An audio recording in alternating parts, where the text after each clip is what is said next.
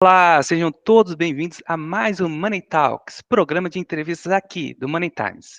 Eu sou o Renan Dantas, jornalista aqui do site, e vou bater um papo com um gestor com mais de 20 anos de experiência. Vou chamar Edu Moraes, da Principal Claritas. Só a Principal tem 507 bilhões de dólares sob gestão. Um dos seus fundos, o Claritas Valor Feeder, FIA, valorizou 333% desde o seu início. Muito obrigado pela presença, Edu. Obrigado, Renan. Um prazer estar aqui contigo. 20 anos não, cara. Tenho 25 anos de 20, mercado. mais de 25, né? Os cabelos brancos não enganam. São 25 anos de mercado. Sou um economista formado no FRJ. Meu primeiro emprego foi em 98, 99. Tá? Eu comecei a trabalhar com bolsa ainda em 99. A Claritas é uma empresa que tem 25 anos de história, dos quais 22 eu participei, tá? Então, eu estou aqui na Claritas há 22 anos. Hoje eu sou o gestor responsável por todas as estratégias de renda variável. Isso inclui o Claritas Long and Short, que é um fundo que completa esse ano 22 anos de histórico, 150% de CDI ao longo desse período. Tá? Isso engloba também o Claritas Valor, esse fundo que você mencionou na sua fala inicial. É um fundo que completa agora em abril, se não me engano, se completa em abril 14 anos de histórico. Tá? Ao longo desses 14 anos, ele rendeu alguma coisa como Ibovespa, mais 6,8% ao ano, com seus altos, com seus baixos, mas esse é um track record, e é um track record que a gente se orgulha muito, porque é um histórico que é de muita consistência.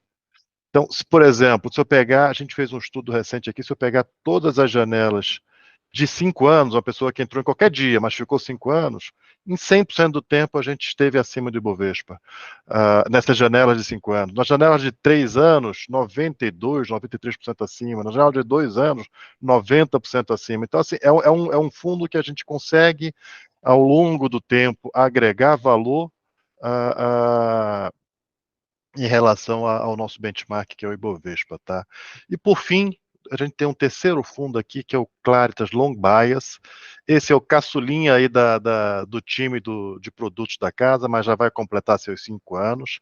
E ele busca ser um mix entre o Claritas Valor e o Claritas Long Short. Ele parte do Claritas Valor, tá?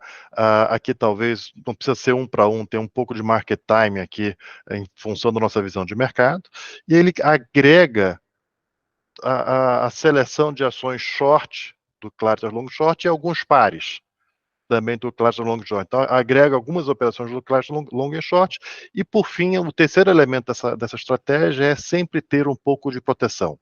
Tá? Então, ele sempre está comprado em opções de venda para proteger ali para os dias chuvosos. Tá? É um pouco esse o panorama aqui dos produtos que eu faço a gestão. Todos esses produtos que eu falei é a mesma equipe. Então, o nosso CIO, que é o Helder Soares, ele foi o nosso gestor. Ele foi o gestor dos fundos até 2016, eu era o braço direito dele, e aí ele me passou o chapéu de gestor em 2016, mas segue trabalhando aqui do meu lado, interage bastante no dia a dia aqui da gestão, tá? Deixa eu parar aqui um pouquinho para você conduzir aí a Imagina, entrevista da maneira como você achar imagina, melhor. Edu. É bom. Edu, você falou aí tempo para proteção para tempos chuvosos. Tá chovendo nesse momento?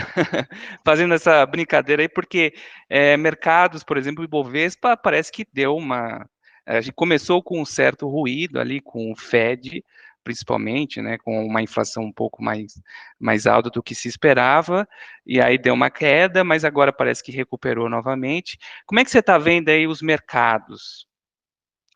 Renan, eu fico até preocupado, porque eu estou otimista. E ao longo desses 25 anos não foram tantos momentos que eu estive otimista, tá? Às vezes eu fico até me questionando um pouco, mas eu estou otimista. E o que é mais interessante, Renan, é que um ano atrás eu estava muito preocupado. E a sensação que eu tenho é que a gente saiu de um cenário que estava muito difícil para um cenário que hoje está muito... Hoje a gente está com sol, está com o dia claro, a gente saiu de uma tempestade para um dia claro, e as ações na Bolsa andaram muito pouco. Diria que os ativos de risco do Brasil andaram muito pouco. Vamos só voltar um pouco no tempo, tá? Ali no pós-eleição, final de 22, começo de 23, você tinha um novo governo que estava com um discurso incendiário, diria quase anarquista. Ah, não precisa de responsabilidade fiscal, o governo tem que ter responsabilidade social. A gente sabe onde é que isso vai derivar. Vamos rever o marco do saneamento, vamos rever a reforma trabalhista, vamos rever a independência do Banco Central, vamos rever. Gente, era voltar tudo para trás. Tá? Se a cada governo que trocar a gente voltar para trás, a gente vai ficar andando em círculos a vida inteira. Então, ali naquele momento a gente estava muito preocupado. Agora, só vou tentar derivar de lá para cá como é que as coisas melhorou. E para mim teve um divisor de águas, que foi aquele decreto que o novo governo mandou, desfigurando completamente o marco legal do saneamento. Gente, esse tema foram mais de 2 anos de debate na Câmara e no Senado.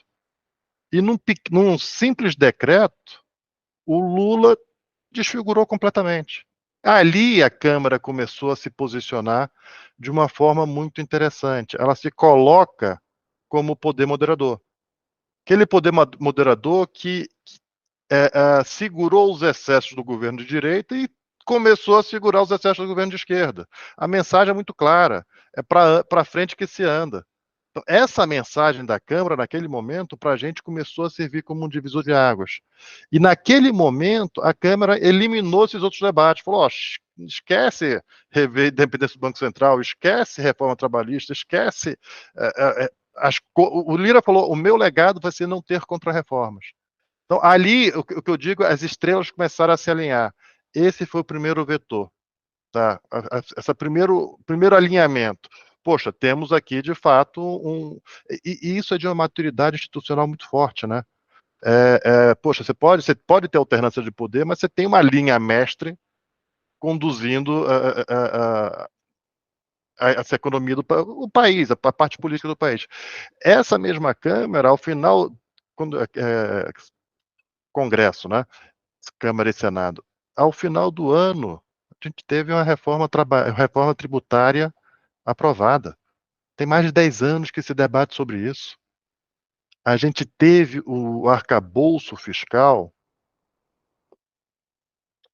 a Câmara e o Congresso foi muito duro com essa, vamos dizer, esse viés anarquista quase no começo do governo, mas ela foi muito parceira do pragmatismo, do Haddad com seu arcabouço fiscal e com todas as medidas que ele precisou fazer.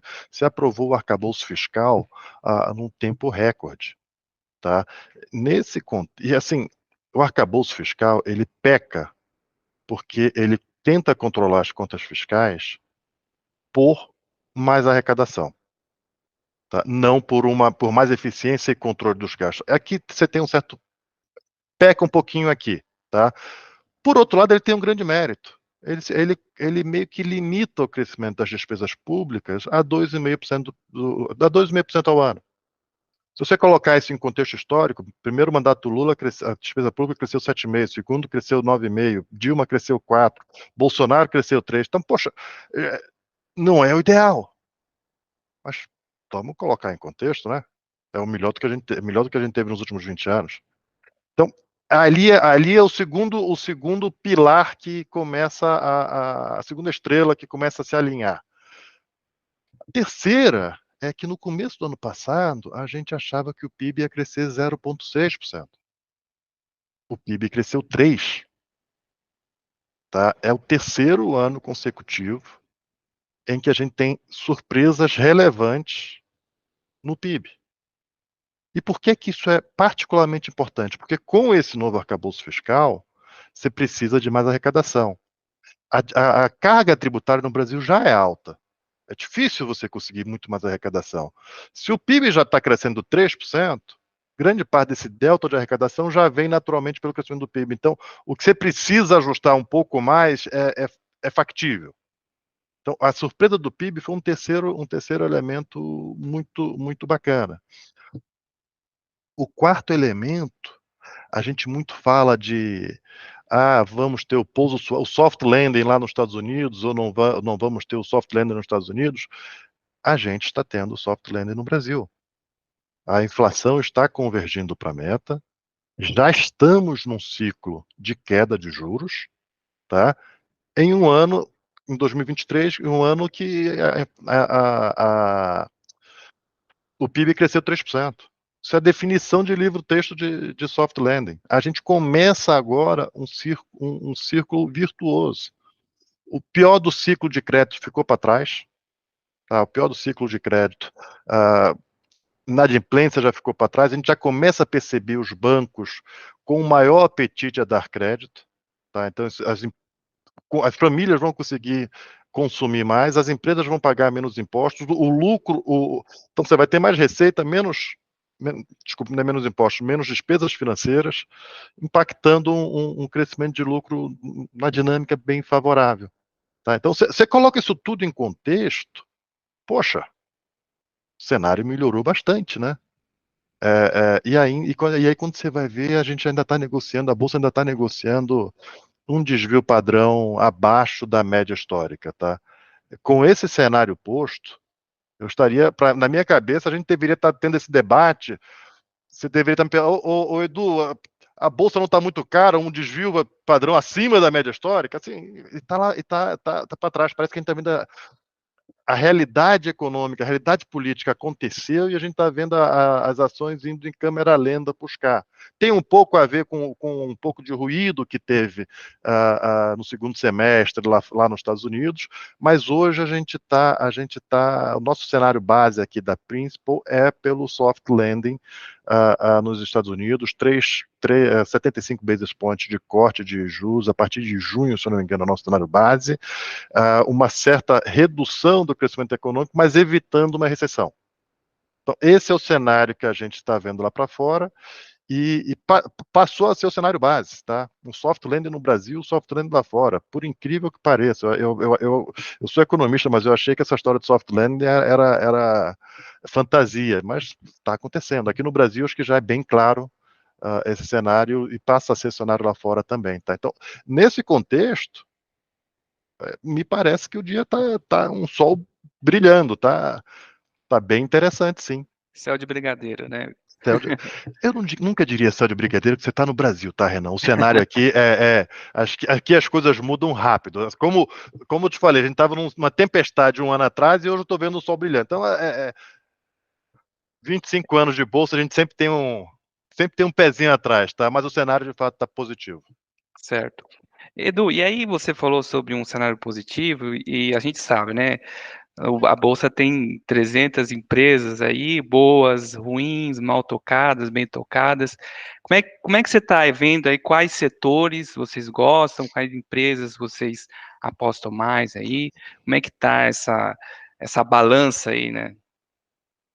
Maravilha. Eu gosto de pensar um pouco em temas. Tá? Então, um tema que a gente tem aqui são as exportadoras, um outro tema são as empresas de valor, que tem um valuation bem barato. Aí a gente tem também os cíclicos domésticos, tem as empresas de crescimento. São os quatro temas que eu gosto de dividir um pouquinho a minha forma de pensar. Então, no tema exportadoras, lá no período de tempestade, eu estava com muitas exportadoras na carteira, que é a maneira de você estar menos exposto à tempestade. Você está mais exposto à realidade externa. Tá? Então, eu cheguei a ter 35% da carteira em exportadoras, hoje eu estou na casa de 21, 22%. Eu gosto bastante de petróleo, eu gosto bastante de Petrobras. Tá? Essa Petrobras é outra surpresa positiva que tivemos em 2023. Tá? É, Petrobras e Banco do Brasil, as empresas estatais, grande surpresa positiva. A gente a gente teve Petrobras durante 22, durante todo o período do ano eleitoral, foi muito criticado. Poxa, como é que você vai ter Petrobras em um ano eleitoral? Gente, empresa estava... A gente sempre olha, da forma como a gente faz a análise, Renato, a gente sempre olha os aspectos qualitativos, qualidade, a gente sempre olha os aspectos quantitativos, preço. Tá? O qualitativo da Petrobras é espetacular, uma das melhores empresas de petróleo do mundo, tá? Mas você tem o risco político. O quantitativo, ao longo de 22 e 23, estava ridículo. Petrobras sozinha pagou mais dividendo em 2022 do que a soma de todas as outras empresas da Bolsa. Ela pagou quase 50% de dividendo. A gente brincava aqui que a gente era subornado para ter Petrobras, porque a cada trimestre ela te pagava 10% de dividendo. Era surreal. Tá? Então, assim, as coisas acontecendo, tudo indo para a eleição, a gente reduz um pouco a posição, contrata a proteção, tá? O controle de risco aqui é crucial, contrata a proteção, vai para a eleição, não precisou usar a proteção, indo para 2023 a gente reduz mais um pouquinho, mas tem a Petrobras, porque ainda estava muito barata. Tá? Então, ela subiu 50% em 22 e subiu 100% em 23. Triplicou de preço nos últimos 2 anos. Quando eu olho hoje, ela está menos do que 5 vezes lucro com petróleo de $80. Tá? Não é que o petróleo foi a $200 e aí ela ficou barata. Não, o petróleo está onde está. Está onde deveria estar, não está fora de preço. Então, eu gosto da Petrobras. Teve um evento, na minha percepção, que você teve uma redução de percepção de risco relevante, que foi aquele evento do reajuste do preço do diesel em agosto do ano passado. Tá? Parafraseando nosso presidente, nunca antes nesse país você teve um reajuste de 26% de diesel em um único dia. Naquele dia, para mim, ficou claro o grau de pragmatismo da Petrobras. Tá? Então, naquele momento, cai o risco, a gente até aumenta um pouco a posição. E eu acho que hoje a Petrobras ela funciona na minha cabeça, quando a gente olha um portfólio, ela funciona também como... Eu gosto muito dela pelas características dela, mas ela também funciona como uma proteção a todo o risco geopolítico que a gente está vivenciando hoje. Tá? O petróleo está $80, o petróleo não está fora de preço, na nossa cabeça alguma coisa entre 70 e 90 para os próximos anos é bastante factível. Tá? Agora a gente está tendo guerra Rússia e Ucrânia, a gente está tendo guerra no Israel, Hamas, a gente está tendo ataques terroristas contra navios no Mar Vermelho. Uma bombinha dessa que cai fora do lugar, uma faísca que dá no lugar errado, você tem um problema geopolítico maior. E ter petróleo nesse ambiente, eu acho que protege um pouco o portfólio como um todo. Então, te falei aqui das exportadoras, a principal tese que a gente gosta é Petrobras, tá? Mas também tenho Vale, também... em petróleo tem Petrobras e PetroRio. Tá? Mas ainda tem um pouco de Vale, tem um pouquinho de Gerdau, algumas outras empresas, mas petróleo é o principal tema dentro de exportadoras. No tema de valor, tá? Empresas que a gente acha que estão com valuation bem interessante. Eu gosto muito do setor de utilities, setor elétrico e setor de saneamento. Tá? No Brasil, a gente brinca que o tal do CDI é um maratonista, é difícil competir com esse nosso amigo CDI. Mas quem corre mais do que ele é a tal da NTNB, é o IPCA+, né? E o setor elétrico, para mim, é o nosso maratonista na Bolsa. Ele não é aquela empresa que você olha assim, poxa, essa empresa vai dobrar de valor esse ano. Mas você encontra algumas empresas com muita qualidade, que você tem uma grande convicção que elas vão andar 15%, 20% todo ano. Tá? E isso ao longo do tempo, gente, é fantástico. É fantástico, tá? Então, para dar nome aos bois aqui, eu gosto muito no setor elétrico do tema distribuição de energia. A gente vê uma CPFL negociando a IPCA mais 9,5%, 10% de taxa interna de retorno. Tá? Eu gosto bastante, pagando muito dividendo. E a gente gosta da CPFL, gosto bastante também da Energisa. Essa a gente vê com um valuation ainda mais interessante, o PCA mais alguma coisa como 11,5, 12. Tá? Então, poxa, bem interessante. Gosto de Sabesp, já quase dobrou de preço em relação ao que a gente comprou, mas assim, com a regulação que está sendo posta, tá tendo hoje audiência pública, com a regulação que está sendo posta, com todo o arcabouço que está sendo criado, o empenho do governador em fazer essa privatização, tem mais bastante espaço para valorizar, tá? Então é um case que a gente gosta bastante. Renan, se você me deixar, eu vou falando aqui de empresa. Mas você acha que eu não tô gostando de você falando das empresas aí? Eu falo, ó. Mas é maravilha, mas ô Edu, você tem alguma coisa de Banco do Brasil e setor financeiro? Porque a gente também acompanha que a Itaú é o, assim, disparado dos bancos que é difícil você encontrar um consenso, né, no mercado, mas parece que Itaú tem muita gente que gosta, né? Banco do Brasil é um outro banco muito querido. Como é que você vê aí o setor financeiro? Eu gosto bastante. É um setor. Eu devo ter exposição a bancos aqui, puxando aqui pela cabeça, alguma coisa como uns 15% da carteira são bancos. Tá dentro desse tema valor, tá?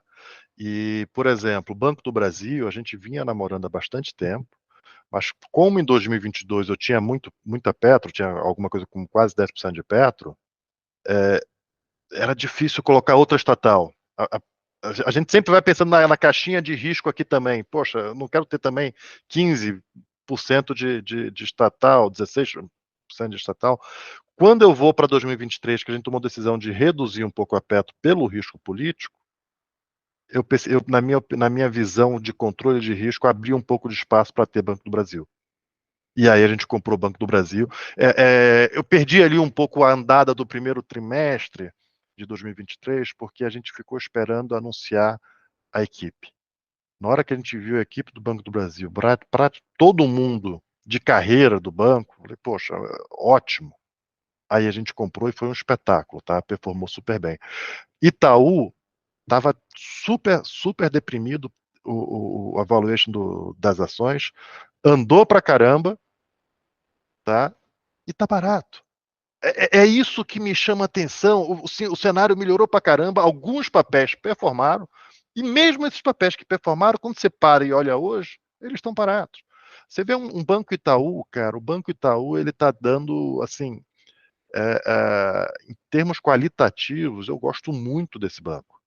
Ele foi um dos poucos que conseguiu enxergar a ameaça que o modelo XP trazia para o seu modelo de negócios. Ele foi lá, olhou, opa, comprou. Só não levou porque o Banco Central não deixou. Mas ele teve todo o ganho financeiro de ter feito o investimento na hora certa. Agora ele começa a perceber, pô, o brasileiro está acordando que tem que ter um pouco de investimento no exterior. Foi lá e comprou a Avenues.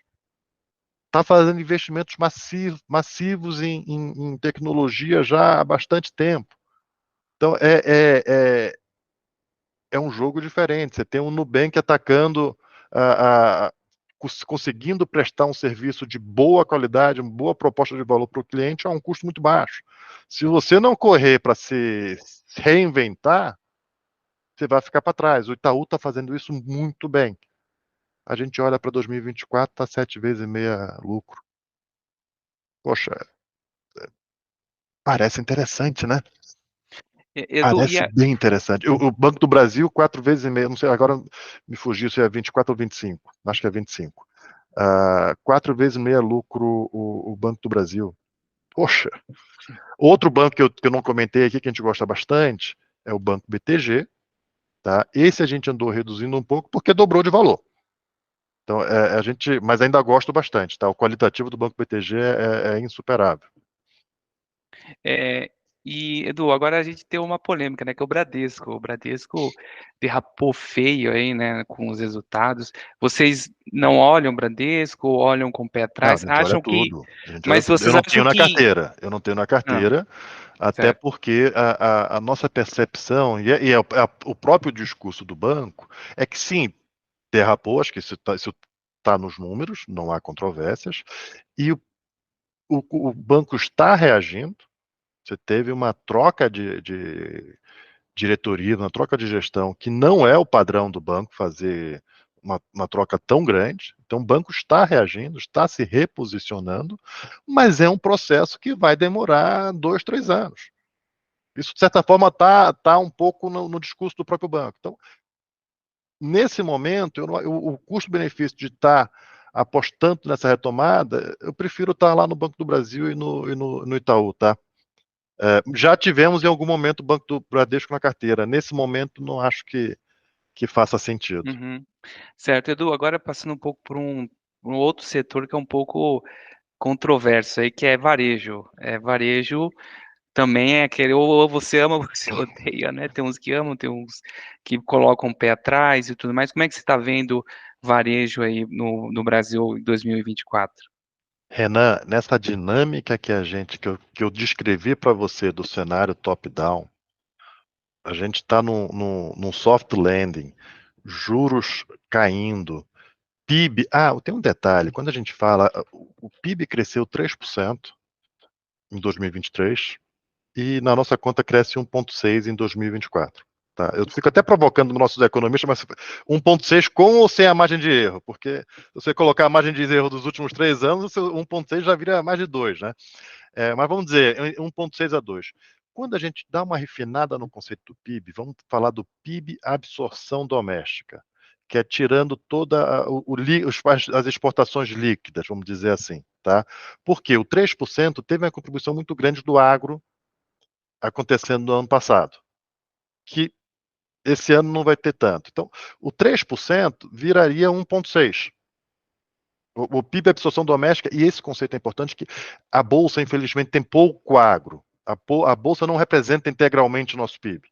Tá? Não tem essa representatividade tão boa. Então, a Bolsa está mais representado é justamente esse conceito do PIB absorção doméstica. Tá? Esse PIB e 1,6 para 2024, na verdade, a absorção doméstica é 1,7. Esse ano o agro pesa um pouquinho. Tá? Então, você está tendo, para o PIB que interessa para a Bolsa, você está tendo até uma expansão do ano contra ano. Tá? É muito interessante. Então, nesse conceito, varejo faz muito sentido. Só que é um setor que ficou muito machucado. Tá? É um setor que ele tinha, nos diversos modelos de negócio, muitos benefícios fiscais. Tá? E foi o alvo de uma das medidas arrecadatórias do Haddad. Então, deu uma machucada na lucratividade das empresas, tá? O mercado puniu bastante, as empresas caíram bastante, tá? E o mercado, nesse momento, tirou todos os benefícios fiscais que essas empresas têm e está com a expectativa lá embaixo, como se elas fossem perder integralmente, tá? Eu acho que é o meio do caminho, tá, Renan? Eu acho que muitas dessas empresas, algumas vão brigar na justiça para tentar manter, mas eu não tenho tanta opinião em relação ao mérito de se vão conseguir ou não, tá? Mas muitas dessas empresas vão repassar um pouco para preço. Depende aqui do teu poder do preço, depende da tua capacidade do teu cliente. Eu acho que no final do dia, o consenso que está hoje, que é tirar 100% do benefícios fiscais, por outras razões vai se provar errado. Acho que vai ser alguma coisa no meio do caminho. Tá? Então, no ambiente onde você está, o ciclo de crédito está melhor, a inadimplência já passou, os bancos estão voltando a dar crédito. Então, eu acho que é um setor para ter. Nesse setor, a gente tem Arezzo, que acabou de anunciar esse deal aí com a Soma. Acho um deal que tem sinergia, um deal que faz sentido. Tá? A gente tem Açaí. Tá? Eu acho que a dinâmica de Açaí, você teve um ano passado duro, onde você teve deflação de alimentos. Acho que esse ano já volta a ter inflação de alimentos, já volta a ter um vento favorável na receita, está conseguindo capturar o crescimento de vendas por conta das conversões do formato extra para formato Açaí, tá? Tá bastante alavancada, mas eu acho que nesse ambiente de juros caindo, ok. vai funcionar. Tá? Então a gente gosta de açaí, eu gosto de Smart Fit. Essa tem uma replicabilidade do modelo de negócio que a gente acha muito interessante. São essas as principais. E a gente tem um pouquinho de Renner também. E-commerce, vocês olham Magazine, Mercado Livre?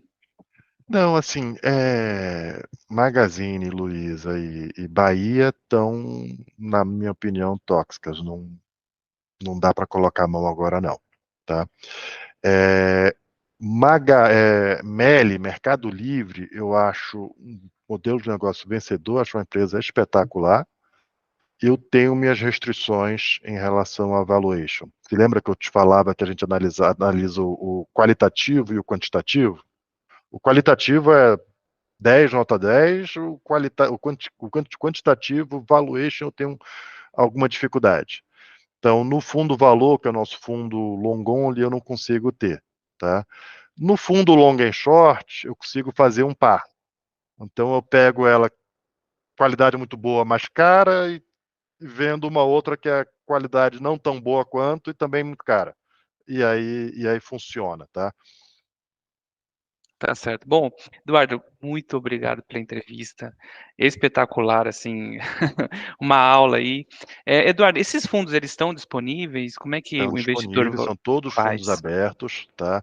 Ah, como eu mencionei, o Claritas Long and Short tem 22 anos de track record, o Claritas Valor, são todos fundos abertos, estão na plataforma da XP, estão na plataforma do BTG, você pode aplicar direto aqui pela Claritas, estão nas plataformas de alguns bancos grandes.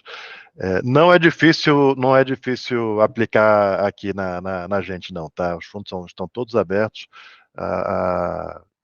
todo mundo é bem-vindo. Tá certo. Aqui a equipe inteira aplica nos nossos mesmos fundos, então o nosso dinheiro está aplicado junto com o dinheiro dos nossos clientes, não tem nenhuma diferença. Tá? Eu tenho cota 1 lá do Long and Short, já são 22 anos aí no. Tá certo. Tá certo, então, Eduardo, muito obrigado de novo pela entrevista, foi um excelente papo aí. E você, investidor, gostou do papo? Deixa um like, compartilha com seu amigo investidor. Muitos insights aí, Vale, Petrobras, varejo, elétricas, enfim, muitos insights interessantes. E não deixe de acompanhar o nosso site. Muito obrigado e até a próxima. Tchau.